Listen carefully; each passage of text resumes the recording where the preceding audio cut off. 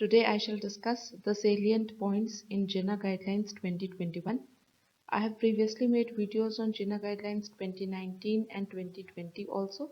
Many things are common which I have not included in this video. You can refer to the other videos, the links of which I shall share in the description box below for better clarification. Now, we know that JINA is the global initiative for asthma which was established to increase awareness about asthma among the health professionals, the public health authorities, and the community. In JINA 2020, just to recapitulate the salient features, there was no longer treatment with short-acting beta agonists alone. It was said that low-dose inhaled corticosteroids should be used whenever short-acting beta agonists are used, either symptom-driven or daily. Why? This was because the use of low-dose inhaled corticosteroids has been found to reduce the risk of severe exacerbations and death in so-called even patients of mild asthma also. Also, to provide consistent message, there should be a consistency in whatever treatment is being prescribed all over, and to avoid establish a pattern of patients' reliance on SABA alone. Because what happens is that if you prescribe short-acting beta agonists as inhaler, then people with asthma, whenever they are having any symptoms or whatever, they start taking short-acting beta agonist inhaler. So they feel that this is the primary medication which they should take, and this was giving a wrong message. Actually, inhaled corticosteroids is the primary treatment which they should preferably take, because that is the controller therapy. SABA is meant only for exacerbations. So, as per JINA 2019,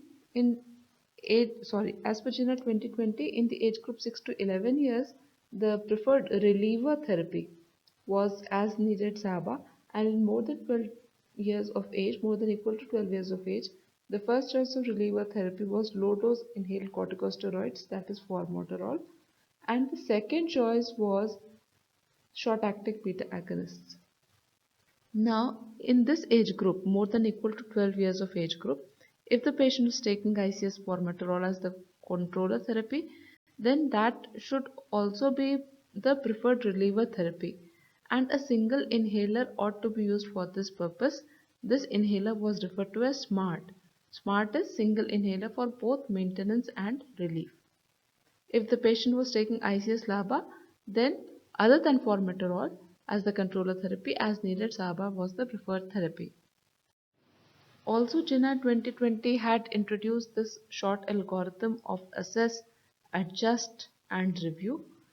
Now, this was a kind of personalized asthma management in which we needed to assess the diagnosis, if it is correct or not, symptom control, modifiable risk factors, the comorbidities, inhaler technique and adherence, and patient-parent preferences and goals. Then we had to adjust accordingly the treatment of modifiable risk factors and comorbidities, the non-pharmacological strategies, asthma medications, and education and skills training. Then we needed to review the symptoms, exacerbations, side effects, the lung functions, and patient and parent satisfaction status. So it was not just about medications, and the dictum was that not one size fits all. You have to manage each and every patient individually by assessing each patient, adjusting whatever required, and reviewing them. So in JINA 2021, again there is a stress on personalized asthma management. For adolescent now, this JINA 2021 has categorized patients as the treatment algorithms in 3 age groups. We'll see here. The first age group is in adolescents and adults, that is more than equal to 12 years of age. So there is a continued stress on the reliever therapy as was in JINA 2020. The first reliever therapy of choice is as needed low dose inhaled corticosteroids formoterol. The second choice was as needed short acting beta agonists. We also see there are two treatment tracks as per the JINA 2021. The first, in which the controller and the preferred reliever therapy is used, and the second treatment track, in which the controller and the alternative reliever therapy is used. We see that in the first track, it is the inhaled corticosteroids which are used for controller therapy, whereas in the second track, combination ICS-LABA is preferred. Now, if we need to start treatment in an adolescent or adult more than equal to 12 years of age with a diagnosis of asthma, then we first need to assess as per the algorithm of assess, adjust and review, the confirmation of diagnosis, symptom control, modifiable risk factors, lung functions, comorbidities, inhaler technique and adherence, and patient preferences and goals. So, if there are daily symptoms and waking at night once a week or more and low lung function is there, then in that case the preferred is the track 1, which is medium dose inhaled corticosteroid, that is formoterol, and the reliever therapy is also ICS formoterol, that is SMART, single inhaler for maintenance and reliever therapy, or maintenance and reliever therapy being the same is to be used. The second choice is medium or high dose inhaled corticosteroids in combination with long acting beta agonists. In this case, the preferred reliever therapy will be as needed short acting beta agonist. I guess it is clear now. Also, short course of oral corticosteroids may need to be given for patients with severely uncontrolled asthma, what in general parlance we refer to as acute exacerbation of asthma or acute severe asthma. Now, if symptoms are on most days, here the symptoms are daily. Here symptoms are on most days, waking at night once a week or more, and about the lung function it has not been mentioned. Again, the preferred is ICS formoterol, but here the dose is low dose. Low dose ICS formoterol and maintenance and reliever therapy.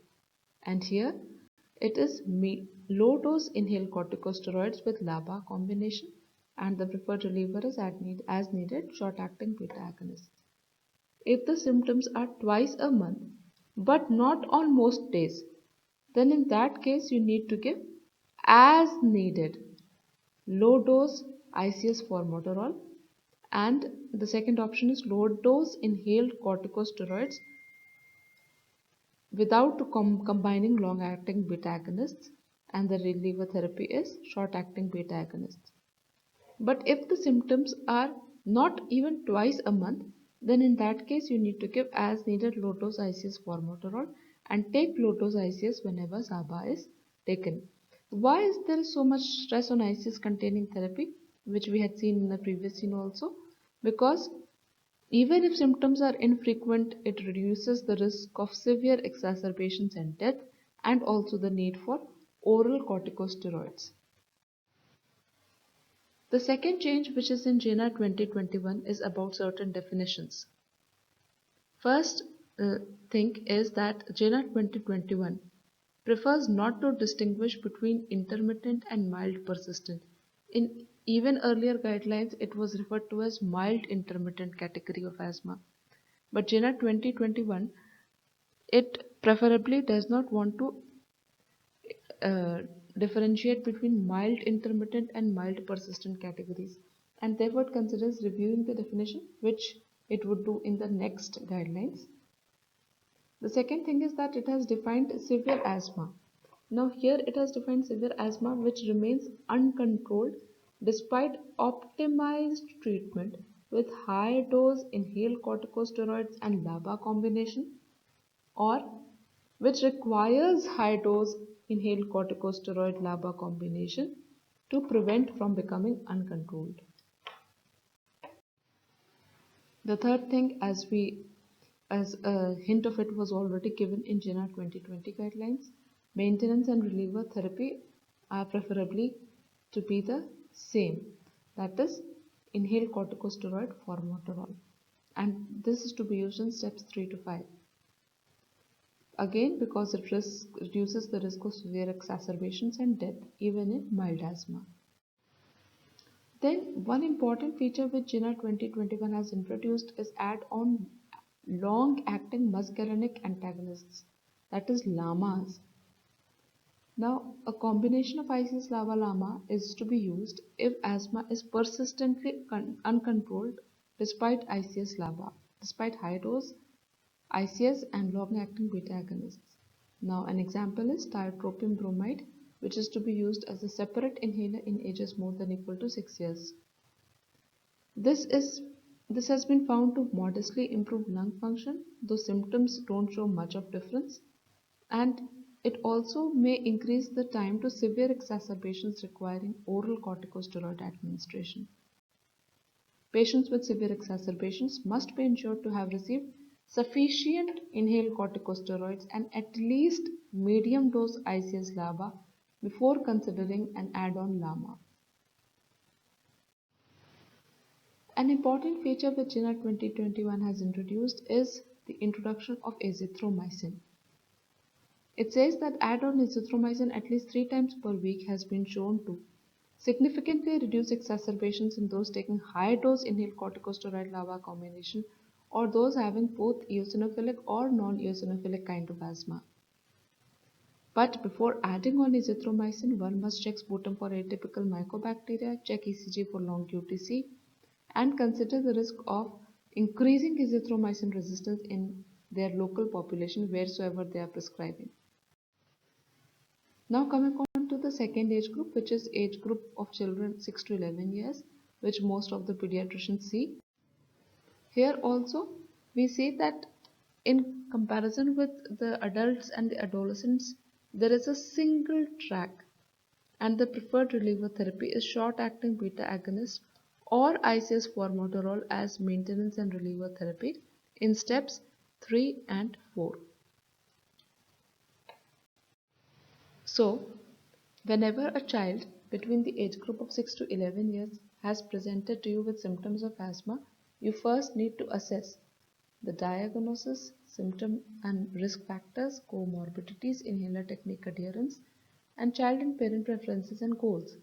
If symptoms are on most days, waking at night more than equal to once a week, and low lung function, you start with medium dose inhaled corticosteroid LABA combination. Remember, you never start with high dose ICS LABA combination because that is the step 5, the maximum you can escalate up to. So whenever you start, you always start at the maximum after categorization in this type. You start either with step 1, 2, 3, 4. Never do you start with step 5 because step 5 is the maximum therapy and you need a specialist referral for genotypic evaluation, etc. Now, if symptoms are on most days or waking at night is more than equal to once a week, but lung functions have not been mentioned over here, then you can start with low dose inhaled corticosteroid LABA or medium dose inhaled corticosteroids or very low dose maintenance reliever therapy. If symptoms are twice a month or more, then daily low dose inhaled corticosteroids are to be preferred, and in step 1 take ICS whenever you are taking SABA. So here you see the difference. In adults and adolescents there were 2 tracks. Here there is a only one track, and in adults and adolescents the preferred was ICS formoterol therapy in the first track, whereas here the combination therapy is preferred. In children age group 6 to 11 years, the combination therapy is preferred to be started within steps 3 and 4. Daily low dose inhaled corticosteroids in step 2, and in low dose inhaled corticosteroids whenever SABA is taken in step 1. For the first time, I think JINA has come out with the specifications for children less than equal to 5 years of age also. Here again there is a single track. The preferred reliever therapy is as needed short-acting beta-2 agonist. Step 1 is equivalent to infrequent viral wheezing with no or few interval symptoms. So that needs to be managed with SABA alone. Now, if the symptom pattern is not consistent with asthma but wheezing do require SABA frequently, frequently means more than equal to 3 per year, then in that, or asthma symptoms are not well controlled, in that case you have to give daily but low dose inhaled corticosteroids. You know, the children are very susceptible to side effects of corticosteroids, especially affecting their growth and development. So one needs to be very, very cautious in starting steroids in the age group less than 5 years of age. In step 3, you just need to double the low dose oral inhaled corticosteroids. Low dose inhaled corticosteroids, and may consider adding on leukotriene receptor antagonist as an alternative therapy. In step 4, you continue the controller therapy and refer for specialist evaluation. Add leukotriene receptor antagonist or increase ICS frequency, or add intermittent ICS on top of it. The other changes which are important from therapeutic point of view, which the JINA 2021 has mentioned, is identification and correction of vitamin D insufficiency, which is very important in women with asthma who are pregnant or planning pregnancy, since this may reduce the risk of early life freezing episodes in their children. This is very important. So to summarize, JINA 2021 continues to place stress on reliever therapy. The definition of intermittent and mild persistent categories are being considered for change in the next guidelines, and severe asthma has been redefined in this guideline. More stress has been placed on maintenance and reliever therapy being the same, that is ICS formoterol. Long-acting muscarinic antagonists are to be considered as an add-on. Azithromycin is considered to be an add-on. These 5 changes are basically mentioned in the age group more than equal to 12 years of age and adults. But there are certain other things also we need to remember. There are 2 treatment tracks in the treatment figure for age group more than equal to 12 years, while there is only one for children less than that. The preferred track is of low dose ICS formoterol versus the combination therapy track. This combination therapy is of inhaled corticosteroids and long acting beta agonists, and the preferred reliever therapy also changes accordingly. In the track having ICS formoterol group, the preferred reliever is the same only, and in the combination, that is second track, the preferred reliever is short acting beta agonists. Then step 1 in children less than equal to 5 years of age is equivalent to infrequent wheezing or viral wheezing and requires only SOS or PRN use of short acting beta agonists. Thank you very much for a patient listening, and do share the knowledge. Thank you.